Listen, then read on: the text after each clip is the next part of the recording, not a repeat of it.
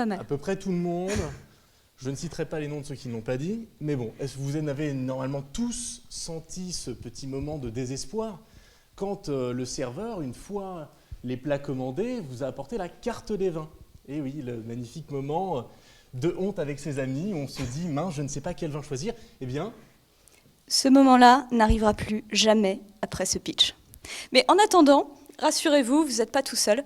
Il y a à peu près 8 Français sur 10 qui paniquent absolument au moment sournois où on vous tend cette carte des vins, parce que juste, ils n'y connaissent rien et ils trouvent ça absolument complexant.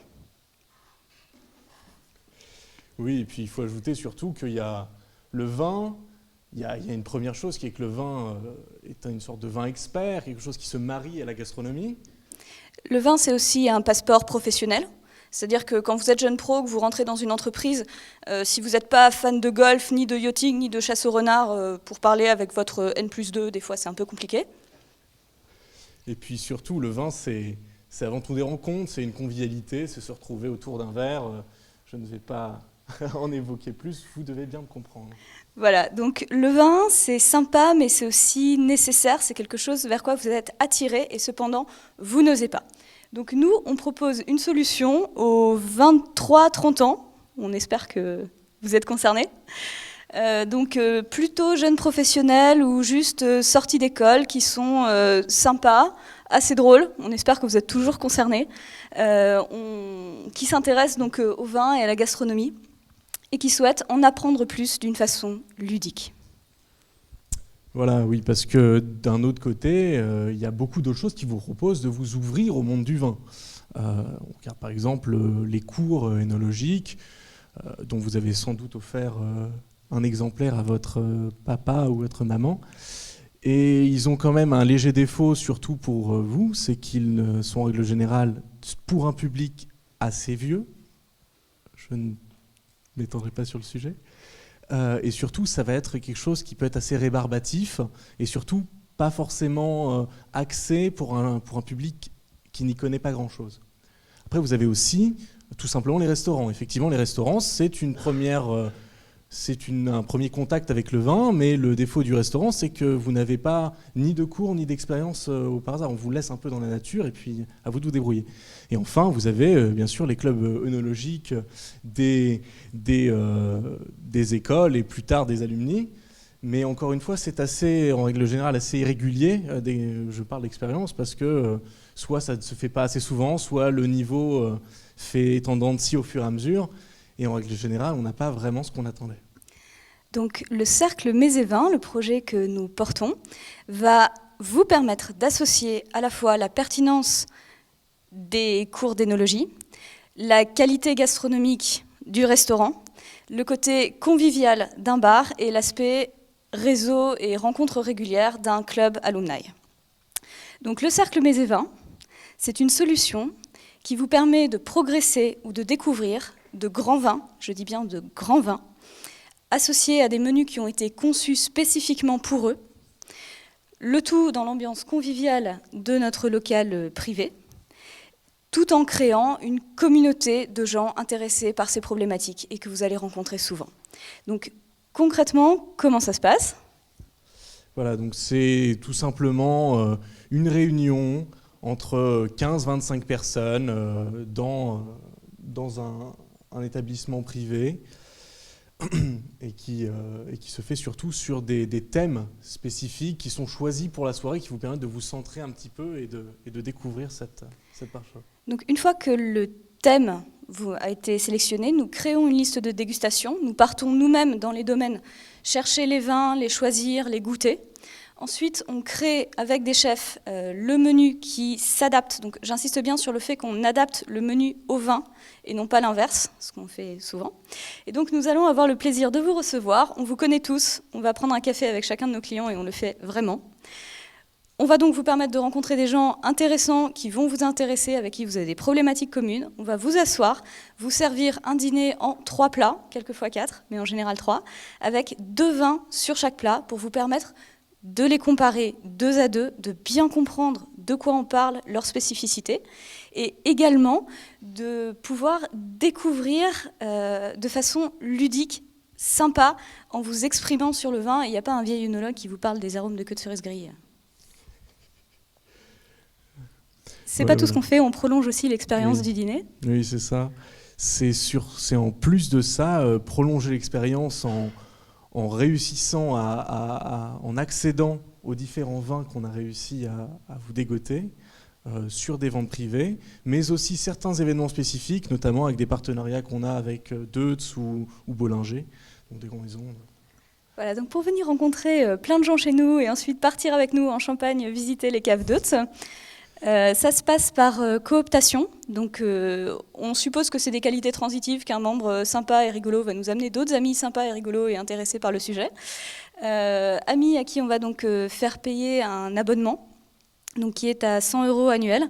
Et ensuite, vous payez par dîner 75 €. Et enfin, les événements, alors ça dépend, on essaye de tendre vers la gratuité des événements en fonction de où on va et de qui est-ce qu'on visite. Tout à fait. Donc aujourd'hui, on a une base de 400 clients.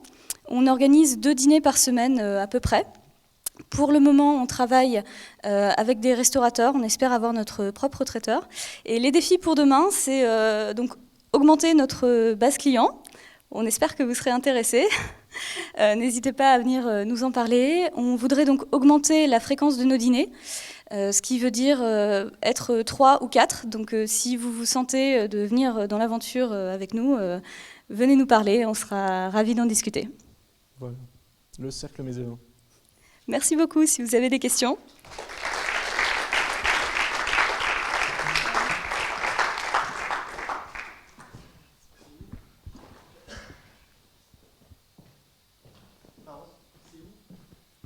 Alors, pour l'instant, ceux qu'on a fait se situaient en fait dans le 9e arrondissement de Paris, un peu à côté. À côté de Saint-Augustin. Je ne sais pas si tu vois la station. Enfin, grosso modo, c'est au-dessus. Comment est-ce que je peux te dire? C'est si tu prends l'île de la Cité, c'est au milieu de Paris, quoi. Au milieu de Paris sur le nord. Voilà. Sur quels critères choisissez-vous vos vins? C'est-à-dire, est-ce que vous demandez, je ne sais pas si j'ai raté quelque chose ou pas, mais sur quels critères choisissez-vous vos vins? C'est-à-dire, est-ce que vous demandez à vos utilisateurs quel type de vin ils préfèrent, ou vous-même, vous avez une bonne... Alors, on les choisit nous-mêmes.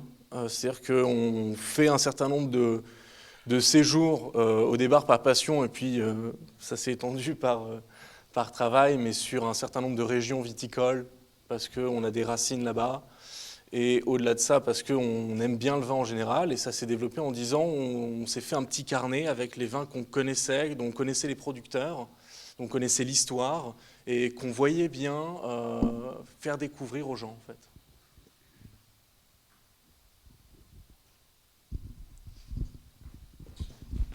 Hop là. Impeccable. Est-ce que vous avez prévu de faire plusieurs types de dîners mets et vins? Parce qu'aujourd'hui, vous proposez un produit à 75 €.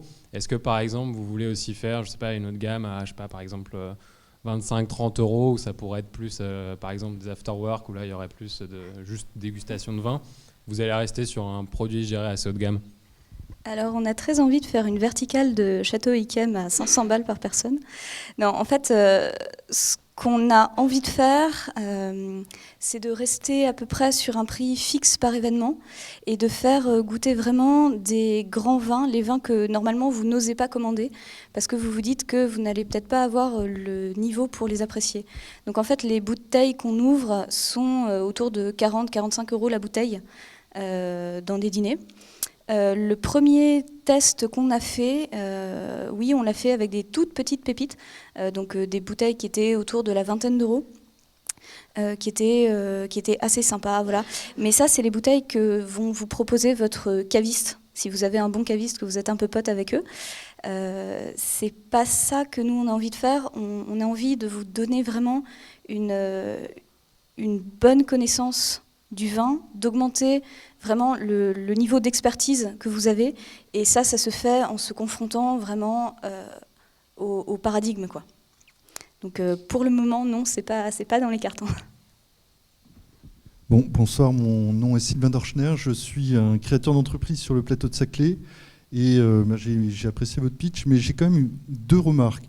La première remarque, c'est que j'étais hier invité à une réunion qui s'appelle Winov, un syndicat de l'innovation et qui faisait ça effectivement de façon plus confidentielle, mais avec pas mal de personnalités. C'est très intéressant, et du bon vin. Et puis l'animateur de BFM sur le vin le samedi matin était présent. Et la deuxième chose, et je vous accompagnerai volontiers si vous en étiez d'accord, pour faire ça sur le plateau de Saclay. En fait, je trouve assez incroyable, en étant un acteur dynamique de l'entrepreneuriat sur le plateau de Saclay, de voir que la plupart du temps, et je comprends, mais en même temps, j'aimerais qu'on bosse ensemble, tous ensemble, pour que les événements que vous faites ne soient pas dans Paris 9e, ne soient pas sur l'île Saint-Louis, mais qu'on trouve des restaurants sympas ici et qu'on se donne cet objectif-là et qu'on travaille dans cette dimension-là, en sachant qu'avec le prix que vous annoncez, on ne sera pas forcément sur de la génération Y sur tout ce que vous faites, hein. On sera dans l'intergénération. Et donc on peut faire peut-être des choses très sympas à partir de ça. Et moi, je ne le ferai que si c'est sur le périmètre de Paris-Saclay. Alors, pour rebondir sur ce que vous venez de dire, il se trouve qu'on a on a un projet périphérique qu'on n'a pas évoqué ici, qui consiste à faire de l'animation ponctuelle, c'est-à-dire on développe une compétence, on a une certaine compétence dans le vin, on a une certaine compétence dans l'animation, et ces 2 compétences-là, on peut aussi les mettre au service d'événements ponctuels pour ce genre de choses-là. La différence, en fait, pourquoi on vous a donné le Paris 9e, au-delà de cette idée de cocon un peu restrictif ou élitiste, qui n'est pas non plus l'image qu'on veut donner. L'image qu'on veut donner, c'est une communauté qui bouge. Après, il se trouve que pour des raisons de business, notamment à partir du moment où vous êtes en partenariat avec un restaurant, vous avez des prix qui montent extrêmement vite. Donc effectivement, un partenariat avec d'autres restaurants de manière ponctuelle sur des tarifs plus abordables peuvent être évoqués, mais on perdrait un petit peu cette idée de communauté qu'on essaye de bâtir, en fait. C'est-à-dire qu'on serait tout à fait convaincu d'aller travailler sur ce genre de choses-là, de développer une communauté, mais ça serait un peu différent de la communauté qu'on veut bâtir. Je ne sais pas si j'ai... Bien sûr, bien sûr. Bien sûr, bien sûr. Une petite question.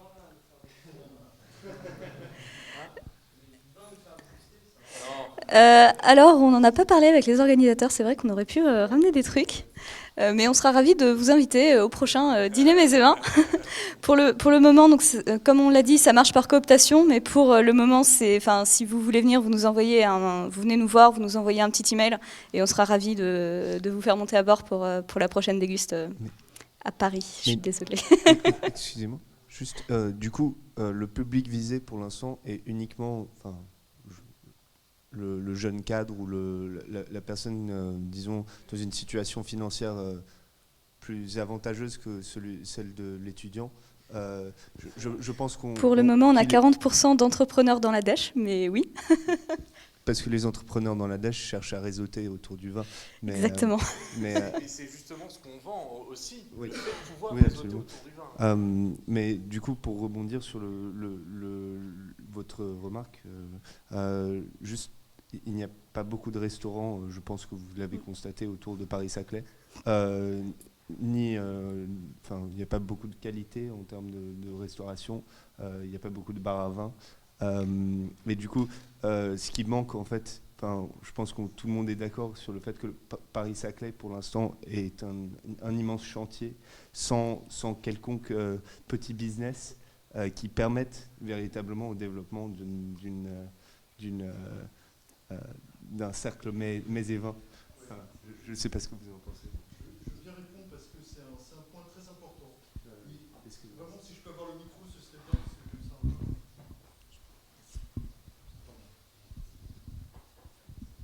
Excusez-moi d'insister sur ce point parce que je pense qu'on a vraiment là, je suis très content de venir vous rencontrer et c'est vrai que vous êtes la jeunesse du plateau qui est quasiment à 98% présent ici ce soir. Je vais vous expliquer les points sur lesquels on peut travailler ensemble sur la dimension Paris-Saclay et les différences de génération. Vous êtes la génération Y.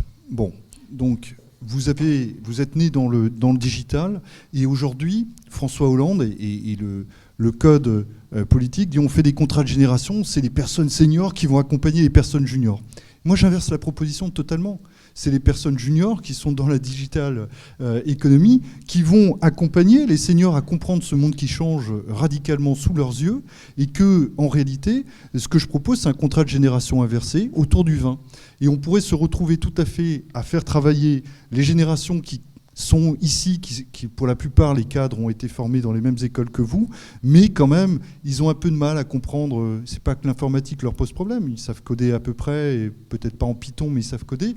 Mais en tout cas, ce qui les inquiète un peu, c'est les codes dans lesquels vous êtes, la vitesse à laquelle vous pensez, la transformation numérique du monde, la désintermédiation, l'automatisation partout, tout ce qui se passe en réalité dans la dématérialisation dans lequel vous êtes bien. Et moi, je dis, le vin, c'est la tradition, l'innovation, c'est ce que vous portez, l'entrepreneuriat, c'est construire ce nouveau monde qui se crée devant nous, sous nos yeux, et dont vous êtes les explorateurs, et cette génération un peu perdue, qui sont ceux qui ont aujourd'hui le pouvoir, la gouvernance sur le plateau de Saclay en chantier, pourraient être intéressés d'échanger, de discuter, et peut-être même de parrainer ceux qui ont peut-être qu'un budget de 35 € pour se payer des vins Château Yquem, c'est un peu compliqué, avec ceux qui ont peut-être un peu plus d'argent et qui échangent du temps, de l'information, de la compréhension de vos codes, contre une bonne soirée, avec un partage y compris dans le modèle économique de votre vin. Et je suis sûr que de ce point de vue-là, on trouvera et des restos qui permettent de le faire. Il en suffit d'un pour créer une communauté, hein, il en faut pas 50. Et pourquoi pas créons notre propre restaurant coopératif dans lequel on investit les lieux, on hack l'endroit et on le fait à notre façon. Donc là-dessus, encore une fois, je pense que l'imagination est au pouvoir et il ne faut pas penser c'est en chantier, on ne peut pas le faire et puis les générations ne se parlent pas. Il faut aller vers là. Vraiment.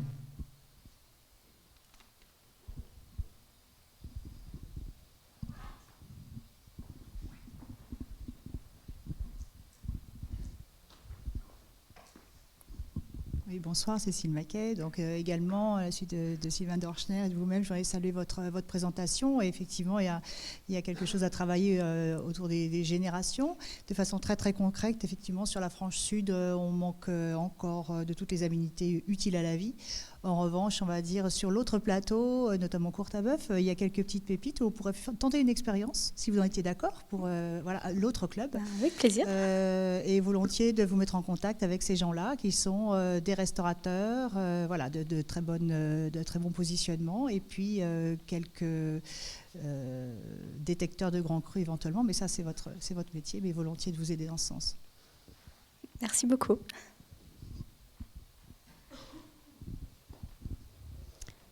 Merci.